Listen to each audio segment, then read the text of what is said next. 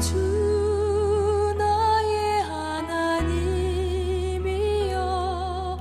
주를 경배합니다. 주 사랑하는 나의 마음을 주께서 아시나이다. 할렐루야. 사랑하는 성도 여러분, 무더운 여름 날씨에 지난 한 주간도 잘 보내셨습니까? 날씨가 점점 더워져 가고 있는데 이런 날씨에 여러분 건강에 유의하시고, 건강이 중요합니다. 건강하게 몸 관리를 잘 하시고, 또 소망의 항구를 향해서 여러분 쉬지 않고 조금씩 잘 준비해 앞으로 나아가는 그런 여러분이 되었으면 합니다. 그런데 그렇게 하기 위해서는 나 혼자의 힘으로 할 수가 없습니다. 우리 하나님, 또 우리에게 보내주신 생명의 주님 안에서 함께 걸어가야 그 길을 온전히 걸어갈 수 있는 것입니다. 세상 사람들에게는 생명의 주님이 없지만 우리에게는 생명의 주님이 있으니 얼마나 감사한 일입니까? 여러분, 이 어려운 시기에도 생명의 주님의 손을 꼭 붙들고 항상 주님과 동행하면서 한 걸음 미래를 준비하면서 잘 걸어가시기 바랍니다. 또 건강하게 걸어가시기 바랍니다. 그래서 머지않은 미래에 소망의 항구에 도달할 수 있는 복된 여러분이, 또 여러분의 가정과 일터가 되기를 주님의 이름으로 간절히 축원합니다. 오늘은 지난번에 광고했듯이 지금 코로나19 거리두기 4단계가 격상이 되어서 또다시 우리가 교회에서 예배를 드리지 못하고 이렇게 온라인으로 예배를 드릴 수밖에 또 없게 되었습니다. 그러나 전에도 우리가 늘 서로 말씀했지만 이번 이런 계기가 가정에서 하나님 앞에 예배를 드리는 그런 기회, 그리고 무엇보다도 가족들이 함께 모여서 함께 예배 드림으로 말미암아 우리의 가정이 하나님의 가정, 기독교 가정, 정말 이 시대의 신실한 그리스도인의 가정이 되는, 그렇게 만들어가는 그런 좋은 계기가 되어야 하겠다, 그렇게 말씀을 드린 것처럼 이번 기회도 여러분 그렇게 삼으시기 바랍니다. 가정에서 예배드리는 것은 쉽지는 않습니다. 그렇지만 꼭 11시에 시간을 못 지킨다 할지라도 좀 늦더라도 여러분 가정별로 시간을 잘 정하시고, 또 가족들이 같이 다 모일 때까지 너무 다그치고 그러지 마시고요. 좀 잘 기다리셔서 잘 준비된 그 때에 11시든 12시든 아니면 오후든 간에 어쨌든 잘 준비해서 하나님 앞에 예배를 드리시면 하나님께서 그 거룩한 주일 예배를 받으실 것이고, 그리고 가정에도 일터에도 우리의 모든 삶에도 하나님의 큰 은혜가 항상 함께 할 것입니다. 여러분 힘들지만 주일 예배를 잘 참석해 주시기 바랍니다. 오늘 말씀은 마태복음 9장 35절에서 38절까지의 말씀, 짧은 9절의 말씀인데 추수할 일꾼들을 보내어 주소서라는 제목으로 여러분과 오늘 이 말씀을 나누도록 하겠습니다. 예수님께서 37절에 제자들에게 뭐라고 하셨냐 하면, 추수할 것이 많은 때에 추수할 일꾼이 적으니 추수할 주인에게 청하여 추수할 일꾼들을 보내어 주소서 하라, 그렇게 말씀하셨습니다. 첫째로 예수님께서 이 시대를 바라보시면서 추수할 것이 많은 시대라고 했습니다. 물론 이 말씀은 예수님이 계신 2000년 전의 말씀이지만 2000년 전이나 지금이나 오히려 지금이 더 추수할 것이 많은 그런 시대인 것을 우리는 알 수가 있습니다. 지난주에 제가 한 TV의 예능 프로를 보니까 거기에 역술인들, 무술인들이 나와서 연예인들의 그 미래를 점쳐주는 모습이 방영되고 있었습니다. 연예인들의 과거가 어떤지, 미래가 어떤지 그런 것을 이제 점쳐주는 것인데, 그 점쳐주는 그 역술인과 무속인이 그 경력이 범상치 않았습니다. 어떤 사람은 과거에 피아노도 잘 치고, 그리고 심지어는 검은고도 잘 뜯고, 명문대학을 나온 그런 사람이었는데 어느 날 갑자기 이 사람이 신내림을 받아서 무당이 되었다고 합니다. 그래서 젊은 사람인데 그 젊은 사람의 경력이 화려했어요. 여기저기 그 경력을 화려한 경력을 증명해주는 그런 서류들이 있었습니다. 근데 그래서 많은 사람들이 더 관심을 가졌고 또 연예인들도 더 관심을 가졌던 것 같습니다. 어쨌든 연예인들이 이제 점을 치는데 그 연예인의 과거가 어떻고 저떻고 물론 정확하게 얘기하지는 않지만 비스무리하게 얘기를 하고요. 그리고 미래에는 이렇게 저렇게 아마 될 확률이 높다라는 그런 얘기를 이렇게 하니까 예능인들이 굉장히 신기하고 정말 맞다고 그러면서 신기하다고 하면서 뭔가 그 무속인을 통해서 인생의 문제를 해결받고 싶어하는 그런 태도를 보이는 것을 보게 되었습니다. 근데 그 예능 프로를 어디서 봤냐 하면 제가 병원에 잠깐 갈 일이 있었는데 병원 대기실에서 있는 그 TV에서 나오는 그런 프로를 보게 되었던 겁니다. 전 그걸 보면서 그 주변에 있는 사람들이 그 대기실에 있는 사람들이 저 TV를 어떻게 보고 있나를 좀 이렇게 둘러봤습니다. 그랬더니 그 TV를 전부 다 쳐다보면서 전부 다 신기해하고 있는 거예요. 거기에 빠져서 다 몰두하면서 신기해하고 있는 것입니다. 그래서 정말 과학이 눈부시게 발달하고 있는 이 시대에도 많은 사람들의 마음은 역시나 불투명하구나. 그래서 인간의 힘으로 해결할 수 없는 한계에 부딪히는 사람들이 너무나도 많기 때문에 여전히 저런 게 필요하구나. 무속인들의 점치는 것이 필요하고 영적인 세계에 대해서 말하는 사람들의 이야기가 필요하구나. 그런 걸 느꼈습니다. 사실 병원에 온 사람들이 어떤 사람들입니까? 병에 걸려서 의사한테 치료를 받으려고 온 사람들 아닙니까? 그러니까 물론 가벼운 병도 있겠지만 무거운 병도 아마 있겠죠. 그리고 나이가 들면 점점 병이 무거워지겠죠. 그러다 보면 아무리 자기가 과학에 신봉을 하고 신이 없다고 말을 한다고 해도 점점 자기 자신의 한계를 느끼게 되면 인생의 한계를 느끼게 되면 결국은 나의 힘으로 할 수 없다는 것을 깨닫게 되고 그리고 결국은 주위를 돌아보게 되고 그리고 이렇게 무속인들이 말하는 그 신기한 이야기에 관심을 갖게 되고 그리고 영적인 세계에 관심을 갖게 되는 거죠. 자기 인생의 미래가 불투명하기 때문에 그 불투명한 인생의 미래를 뭔가 좀 해결해 줄 수 있는 그런 절대적인 존재를 필요로 하고 있는 게 그게 인간입니다. 인간의 힘으로, 인간의 능력으로, 인간의 지혜로 인간의 문제를 근본적으로 해결할 수 없기 때문에 그런 것입니다. 저는 여러분 이런 마음이 바로 가난한 마음이다라고 생각을 합니다. 성경에도 예수님께서 팔복을 말씀하실 때 첫 번째 심령이 가난한 자가 복이 있나니 천국이 저희 것임이라고 말씀하셨어요. 팔복의 가장 첫 번째 복이 심령이 가난한 자에게 주어지는 복이라는 거죠.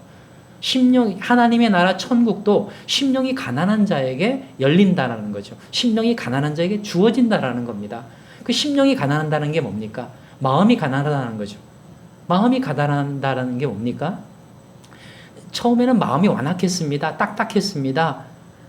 자기를 의지하고 자기 똑똑한 머리를 의지하고 자기 힘으로 뭘 할 수 있다라고 생각하고 내가 의지로 노력하면 한계가 없다 이렇게 생각했던 사람이 시간이 지나고 인생의 쓴맛을 경험하니까 나의 힘으로 할 수 있는 게 없구나.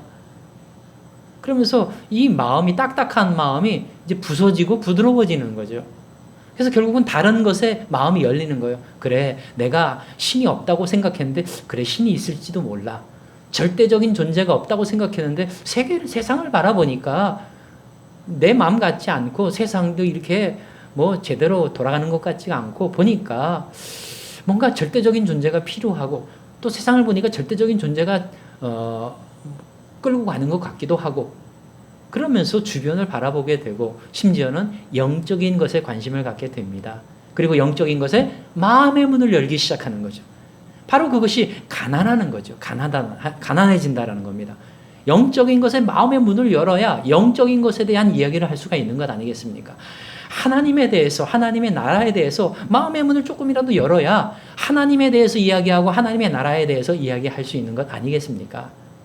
그래서 심령이 가난한 자에게 결국은 하나님의 나라가 임하게 된다는 거죠. 하나님의 나라를 심령이 딱딱한 사람에게는 어떻게 얘기해도 소용이 없는 거죠. 심령이 가난해야 된다는 겁니다. 그런데 이 세상을 지금 바라보면 과학 물질 문명이 눈부시게 발전하고 사람들의 생활 수준이 점점 높아가는 이 시대에도 여전히 질병이라는 것과 싸우고 있어요. 인간의 한계를 느낄 수밖에 없는 이런 상황이 계속되고 있다는 겁니다. 사람이 질병을 극복할 수 있다라고 막 생각하면서 100세 시대를 외치면서 살고는 있지만, 여러분 요즘에 우리가 지금 이 예배를 이렇게 드리는 것도 무엇 때문입니까? 코로나19 때문에, 그 바이러스 작은 눈에 보이지도 않는 것 때문에 우리의 인류의 문명이 이렇게 타격을 입고 우리의 생활이 이렇게 타격을 입고 심지어는 우리의 예배도 타격을 입는 것 아니겠습니까? 정말 작고 눈에 보이지도 않는 그것이 인간에게 이렇게 위협적일지 우리가 몰랐던 거죠.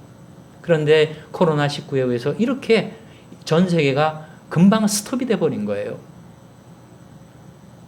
그러니까 사람의 지혜나 사람의 능력을 자랑해서는 안 되는 겁니다. 우리의 과학 물질 문명, 눈부시게 발전하는 것이 지상 낙원을 가져올 것이다, 그렇게 장담해서는 안 되는 거예요. 항상 겸손할 줄 알아야 됩니다. 우주 만물을 창조하신 하나님 앞에, 이 거대한 우주 만물 앞에 우리 인간은 귀한 존재일지라도 이 우주 만물을 창조하신 하나님 앞에, 또 우주 만물 앞에 겸손할 줄 알아야 되는 거예요. 여러분, 코로나19만 문제입니까?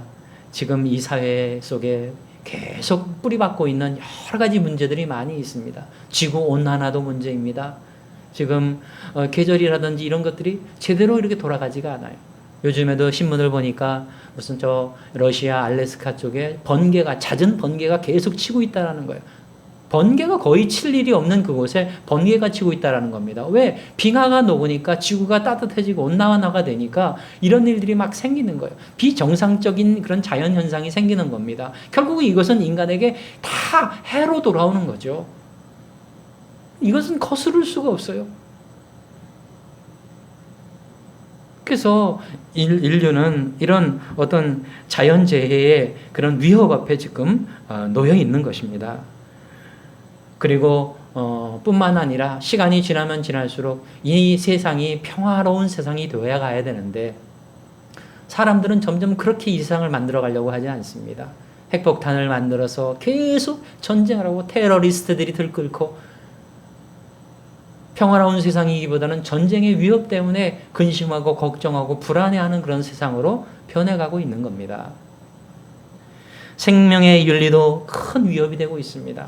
사람의 깊은 곳까지도 다 들여다보는 세상, 그리고 만지작거리는 세상이 되어서 심지어는 고귀한 숭고한 인간의 생명에까지 손을 대고, 그래서 결국은 정말 윤리적으로 있어서는 안 되는 그런 일들까지도 점점 하는, 이것은 결국은 나중에는 생태계를 크게 위협하고 인간의 생명 윤리를 위협하는 그런 큰 문제로 이제 부각이 되고 있는 거죠. 인구 절벽의 문제도 심각하고, 이런 모든 인류 생태계의 위협이 한두 가지가 아닙니다. 인간의 평화를 위협하는 문제들이 우리가 조금만 돌아보면 이 세상에 너무나도 깊이 뿌리 박혀 있다는 사실을 우리는 알게 됩니다.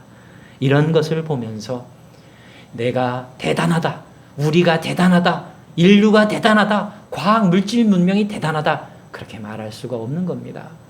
겸손해질 수밖에 없는 것이고, 또 그렇기 때문에 주위를 다시 돌아보게 되고 우주 만물을 다시 돌아보게 되고 결국은 창조주 하나님을 다시 바라볼 수밖에 없는 것이죠. 육적인 세계에 몰두하던 사람들이 한계를 느끼고 이제는 영적인 세계를 돌아볼 수밖에 없는 거예요. 그게 바로 뭐냐? 이 심령이 가난해지는 것이다. 마음이 부드러워지는 것이다. 그런 사람들에게 하나님 이야기를 할 수 있고 하나님의 나라 이야기를 할 수가 있고, 그런 사람들이 하나님을 듣고 하나님의 나라의 이야기를 듣고 또 믿을 수가 있는 것입니다. 그래서 예수님께서는 심령이 가난한 자에게 복이 있나니 천국이 저희 것임이라, 그렇게 가장 중요하고 결정적인 복을 처음으로 말씀해 주신 것입니다. 여러분, 그래서 예수님께서 오늘 말씀에서도 하신 말씀이 추수할 것이 많은 시대라고 하신 거예요. 이 시대는 추수할 것이 많은 시대다. 2000년에도 그랬지만 지금은 더욱더 추수할 것이 많은 시대다. 이 말이 뭔 말입니까? 추수한다라는 것은 영혼을 추수한다라는 겁니다. 다시 말하면 영혼을 구원한다라는 거죠. 근데 이 시대는 구원할 영혼이 너무나도 많은 시대라는 거죠. 다시 말하면 구원받을 수 있는 확률이 높은 영혼들이 굉장히 많아진 시대라는 겁니다. 이걸 또 다른 말로 표현하면 심령이 가난한 자들이 많아진 시대라는 거죠. 여러분, 이 시대를 우리도 같이 잘 깨달을 수 있어야 됩니다. 그런데 이런 시대에 가만히 있으면 안 된다는 겁니다. 이 시대에 하나님께서 원하시는 것은 추수할 일꾼들이 추수를 해야 된다는 겁니다. 그런데 문제는 추수할 일꾼들이 부족하다는 거예요. 추수할 것들은 너무나도 많은데, 추수할 영혼들은 너무나도 많은데, 그 영혼들을 추수하는데 사용되는, 쓰임받는 일꾼들은 너무나도 적은 시대라는 겁니다. 2000년대에도 그랬지만 지금도 마찬가지입니다. 물론 2000년대보다 숫자는 많아졌죠. 숫자는 많아졌지만 지금도 바라보면 제가 볼 때는 숫자는 많지만 여러분, 추수할 일꾼이라고 하는 것이 숫자만 많아서 추수하는 게 아닙니다. 진정한 일꾼이 되어야 진정한 추수를 이룰 수가 있는 거죠. 추수하는 사람의 숫자가 많다고 추수가 많아지는 게 아니라는 거죠. 양적인 성장보다는 질적인 성장이 그래서 중요한 겁니다. 교회에는 많고 교회에 있는 사람들은 많지만 그 많은 사람들이 추수한다고 이리저리 왔다 갔다 하지만 그 사람들이 추수하는 모든 추수가 하나님이 보실 때 온전한 추수냐라는 거죠. 사람들이 그를 교회에 데려올 수는 있지만 그 사람들이 정말 그 영혼들이 하나님을 믿어 그리고 예수 그리스도를 영접하여 새 생명을 얻고 그리고 그 새 생명이 하나님이 의도하신 대로 잘 자라나서 꽃을 피우고 열매를 맺는 그런 진정한 구원, 진정한 추수가 이루어지고 있느냐라는 겁니다. 그것을 우리가 생각해 볼 수 있어야 되는 겁니다. 자, 그렇기 때문에 우리가 먼저 추수할 일꾼들을 위해서 기도해야 됩니다. 당연히 추수할 일꾼들은 필요합니다. 질적인 성장도 중요하지만 숫자가 없다면 그것도 의미가 없겠죠. 그래서 제일 중요한 것은 일단 추수할 일꾼들이 있어야 되는 거예요. 그래서 예수님께서 추수할 일꾼들을 보내주소서 그렇게 하나님께 청하라, 기도하라 그랬습니다. 여러분, 우리도 그렇게 기도해야 됩니다. 여러분, 우리가 많은 기도 제목이 있죠. 개인적인 기도 제목이 있어요.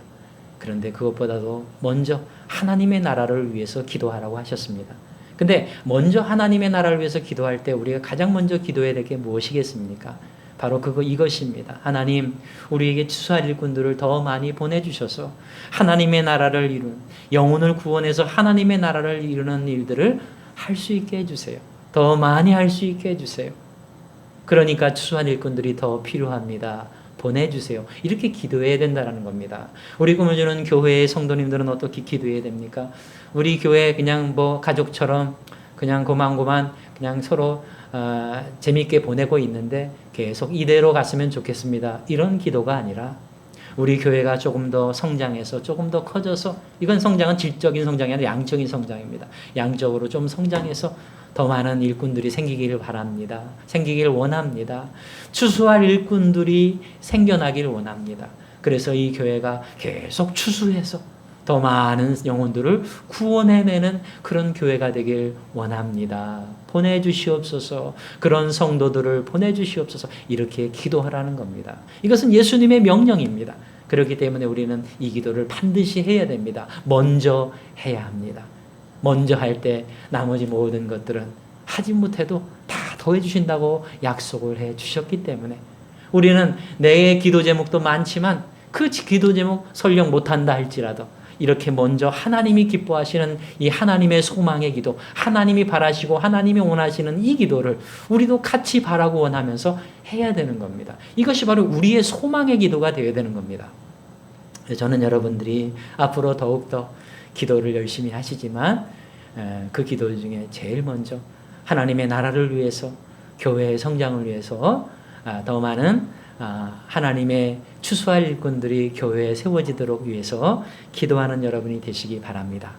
그리고 그 다음에 중요한 것은 뭐냐면 추수할 일꾼들을 위해서 기도하는데 그러면 누가 추수할 일꾼들이 되어야 할 것이냐?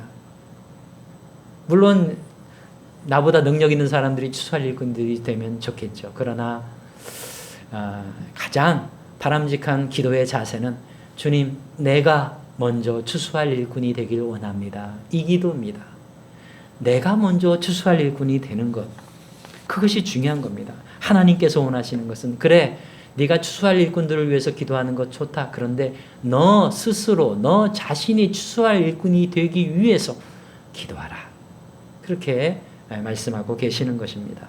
선지자 이사야가 이스라엘의 어두운 현실을 가슴 아파하면서 하나님 앞에 늘 기도의 눈물을 흘렸습니다.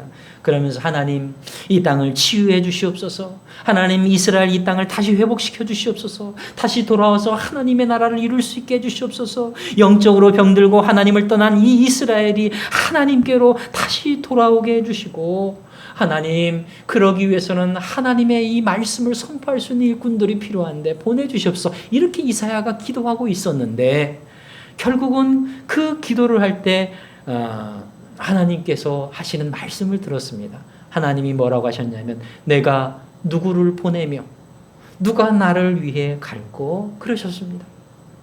그 음성을 들은 이사야가 깨달은 겁니다. 하나님께서 지금 일꾼을 찾고 계시는구나. 그 일꾼이 바로 가장 먼저 내가 되어야 하는구나. 그걸 깨달은 거예요.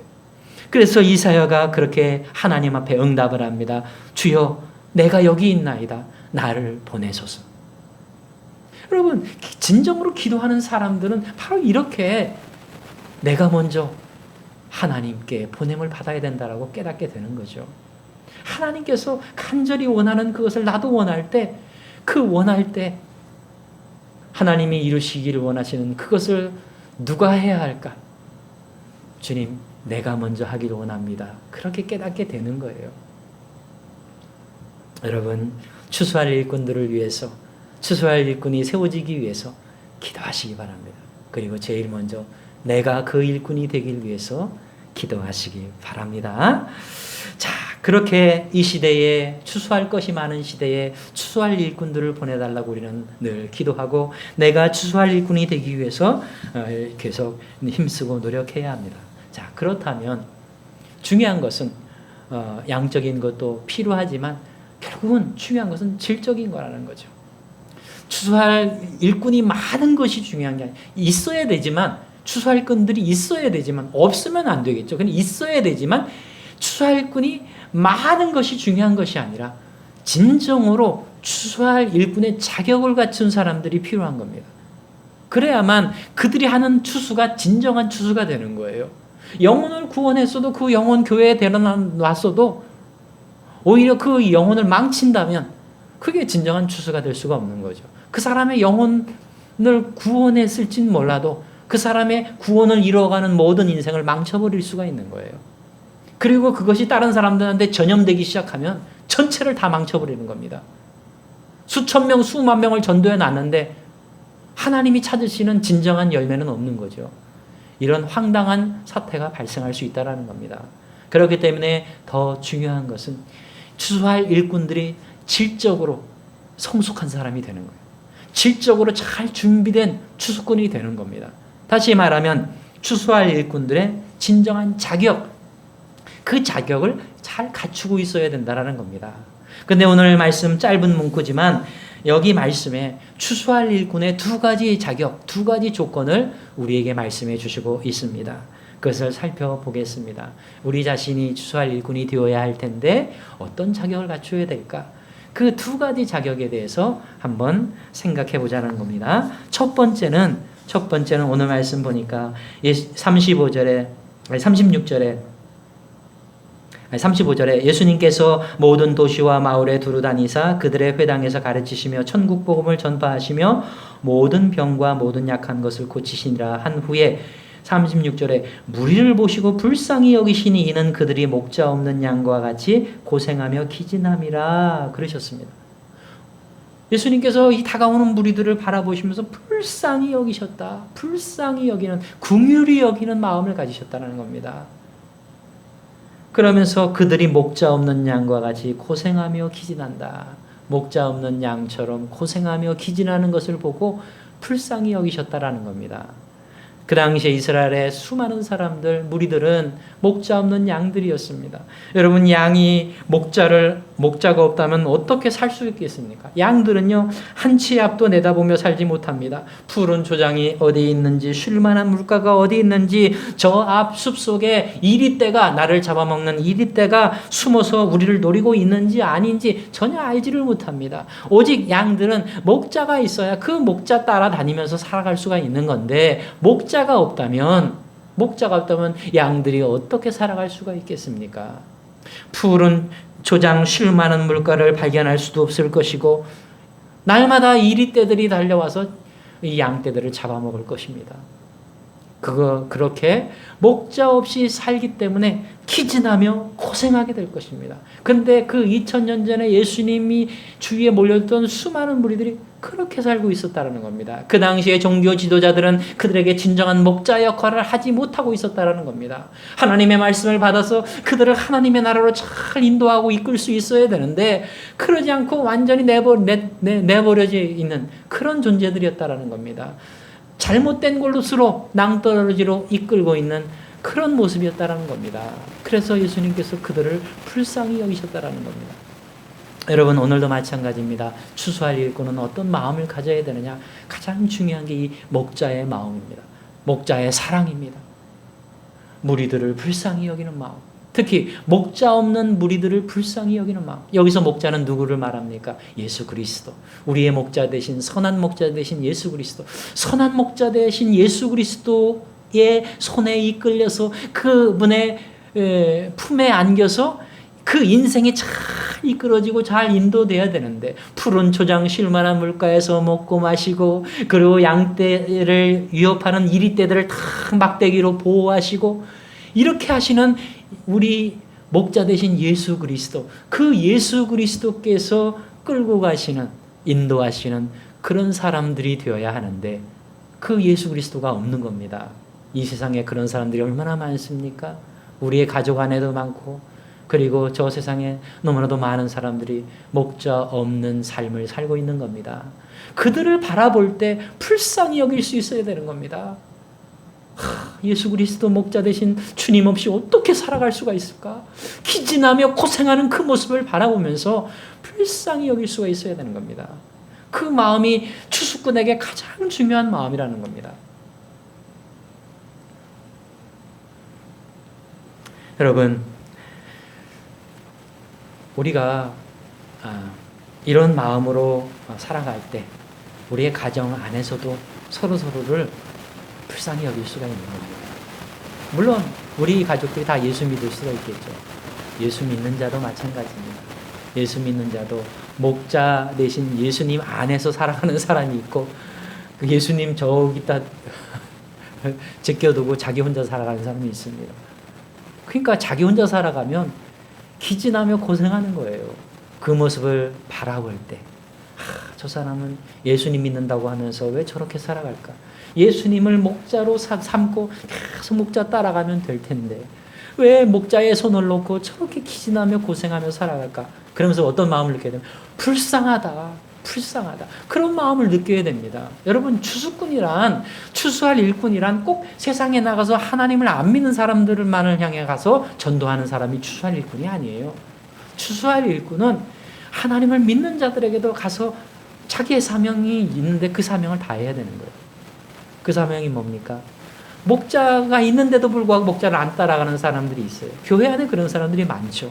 그런 사람들을 도와야 되는 겁니다. 불쌍히 여기면서 도와야 되는 거예요. 가서 야, 너 왜 목자를 안 따라다녀? 그런 소리 하라는 소리가 아니라 목자를 따라다닐 수 있도록 자꾸 도와줘야 되는 겁니다. 그래도 예수님 믿고 따라가셔야죠. 그래도 예수님과 함께 동행하셔야죠. 우리 목자 되신 주님이 당신을 일으켜 주실 겁니다. 붙잡으세요. 주님의 손을 붙잡으세요.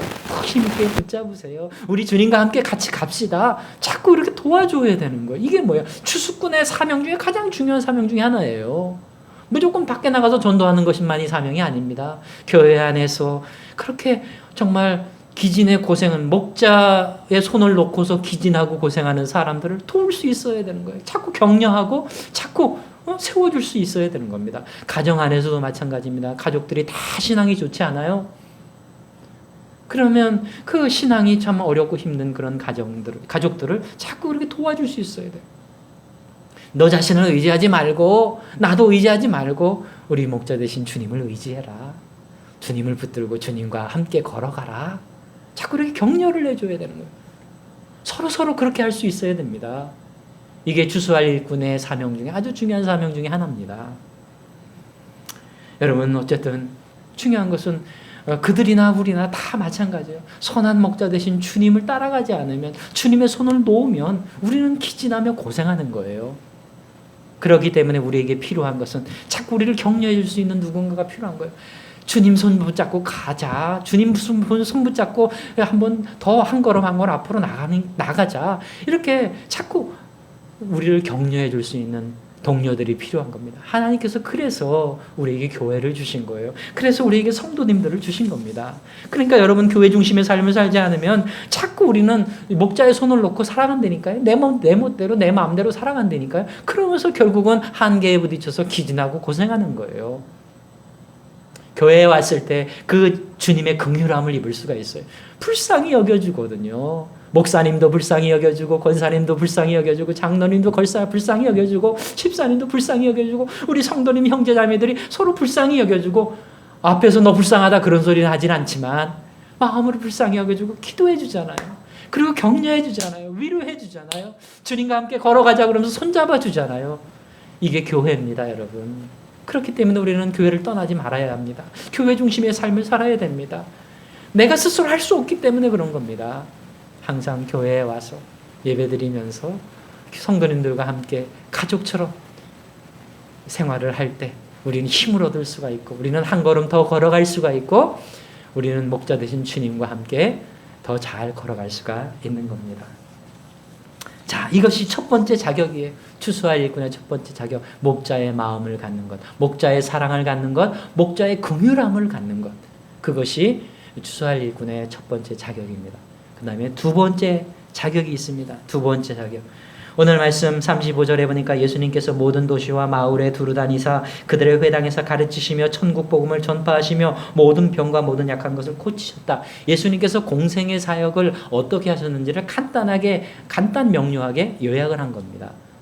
전에도 늘 말씀을 드렸지만 우리가 누가복음 4장 18절을 보면 예수님께서 회당에 가셔서 이사야 선지자의 예언서 이사야 61장을 읽으셨어요. 그때 뭐라고 하셨냐면 주의 성령이 내게 임하셨으니 이는 가난한 자에게 복음을 전하게 하시려고 내게 기름을 부으시고 나를 보내사, 그러면서 하신 중요한 말씀이 세 가지가 있습니다. 그게 세 가지가 바로 예수님이 앞으로 공생의 사역을 이렇게 하실 것이다 라는 그런 메시지였습니다. 그게 뭐냐면 포로된 자에게 자유를, 눈먼 자에게 다시 보게 함을 전파하며 눌린 자를 자유롭게 하고 라고 했습니다. 앞으로 예수님께서 성령의 충만함을 받아서 그 사역을 하신다는 거죠. 그게 핵심이라는 거죠. 근데 예수님께서는 그 사역을 3년 공생애 동안 하신 후에 제자들에게 그 사역을 위임하셨어요. 이제 너희들이 해라.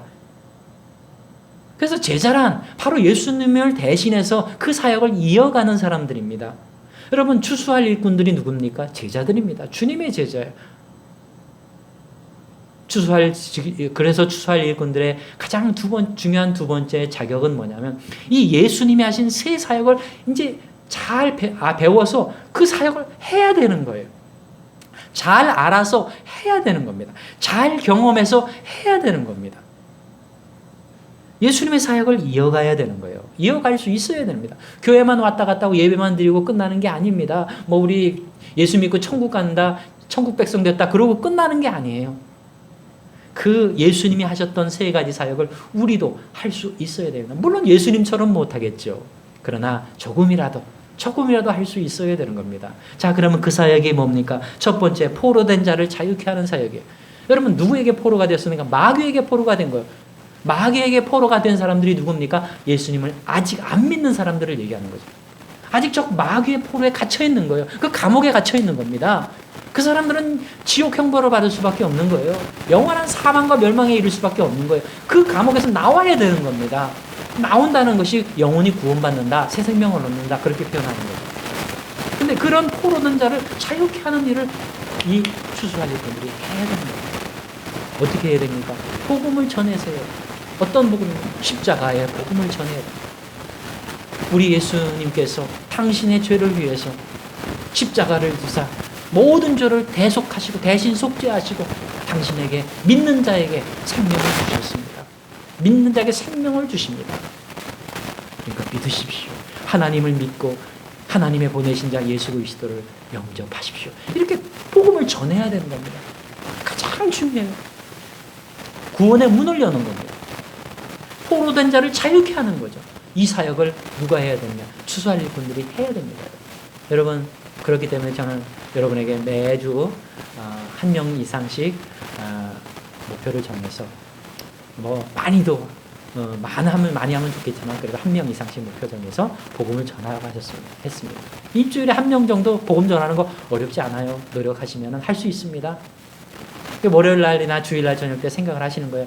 이번 주에는 누구한테 복음을 전할까? 그래, 직장에 누구에게 복음을 전해야 되겠다. 그게 준비하는 거야. 그리고 복음 전하는 것도 복잡하게 전할 필요 없어요. 교회 다니세요? 우리 예수님 믿으세요. 예수님 믿고 구원을 받으시옵시오. 이렇게 간단하게 해도 돼요. 그 안에는 구체적인 내용을 다 얘기 안 해도 괜찮습니다. 그렇게 복음을 전하는 거죠.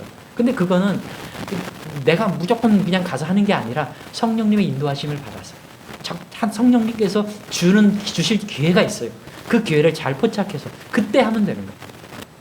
그때 안 하고 그냥 무조건 들이대는 그러면 잘 안 되죠.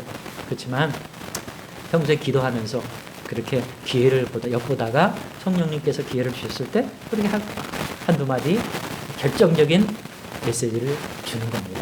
이게 바로 포로된 자를 자유케 하는 복음 사역이죠. 복음 전파 사역이죠. 굉장히 중요한 거. 추수한 일꾼들에게 가장 첫 번째로 중요한 사역이죠. 그 다음에 두 번째로는 어떤 사역입니까? 예수님께서 두 번째 사역은 눈먼 자에게 다시 보게 함을 전파합니다. 눈먼 자에게 다시 보게. 어디에 눈이 멀었습니까? 진리의 눈이 먼 거예요. 진리의 눈이 멀. 구원의 눈이 멀고 진리의 눈이 멀. 다시 말하면 진리의 말씀, 복음, 이 복음의 눈이 먼 거죠. 그것을 어떻게 해야 됩니까? 다시 보게 해줘야 되는 거죠. 그러려면 어떻게 해야 됩니까? 일단은 교회에서 가르쳐주는 걸 잘 배우셔야 되죠. 복음이 무엇인가? 단순하게 영혼을 구원하는 것만이 아니라 복음은 구원을 이루어가는 삶 전체까지도 다 복음이다. 생명의 복음이 있고 그 포로된 자를 자유케 하는 생명의 복음이 있고 그리고 그 포로된 자가 자유하게 됐으면 새 생명을 얻었으면 이제 그때부터 그 생명이 잘 자라나도록 진리의 길을 잘 분별해주고 잘 찾아서 걸어갈 수 있도록 눈먼 자를 다시 보게 할 수 있도록 하는 성경의 말씀들을 잘 가르쳐주는 거예요. 그 일을 해야 됩니다. 그게 길의 복음이죠. 그 다음에는 이제 그런 어떤 그 길을 잘 걸어가면서 하나님의 나라가 실제로 그 열매를 맺는 것을 우리가 경험해야 되고요. 누려야 되는 거죠. 그 누림 속으로 들어가야 되는 겁니다. 하나님의 나라 속으로 들어가서 살아가야 되는 거죠. 그런 것이 그 하나님의 나라가 무엇인지 바로 진리의 복음. 이 땅에 실현된 참된 진리가 무엇이냐를 계속 성경에서 가르쳐주는 것을 잘 배워서 그 생명의 복음, 길의 복음, 진리의 복음을 잘 배워서 내가 갖고 있어야 됩니다. 그리고 그거를 가르쳐줘야 되는 거죠. 가르쳐줘야 되는 겁니다. 그게 바로 눈먼 자를 다시 보게 한다. 그리고 더 나아가서 눌린 자를 자유롭게 하는 그 사역입니다. 여러분, 눌린 자를 자유롭게 한다는 사역이 결국 죄에 눌려, 마귀에 눌려 살고 있는 거죠.